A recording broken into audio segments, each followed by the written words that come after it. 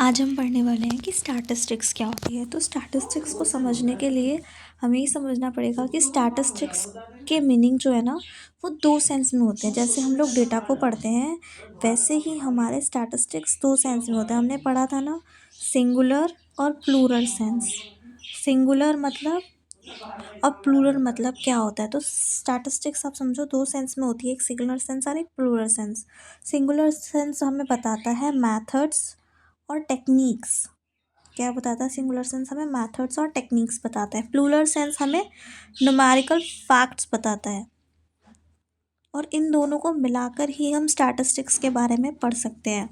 Basically statistics में दो senses होते हैं, सिंगुलर और प्लूरल सेंस। सिंगुलर सेंस मतलब मैथड्स और techniques used for collection, presentation, analysis और इंटरप्रिटेशन ऑफ न्यूमेरिकल डेटा। मतलब सिंगुलर सेंस हमें बताता है मैथड्स और टेक्निक्स के बारे में, और प्लूरल सेंस हमें बताता है न्यूमेरिकल या फिर statistical data collected for specific purpose. किसी भी पर्पस के लिए जो हमने न्यूमेरिकल डेटा निकाला है वो हमारे प्लूरल सेंस में आएगा, और मैथड्स और टेक्निक्स के बारे में बात करें तो सिंगुलर सेंस में आएगा। In short statistics is a collection and interpretation of and analysis of data of numerical data used for a specific purpose. Thank you.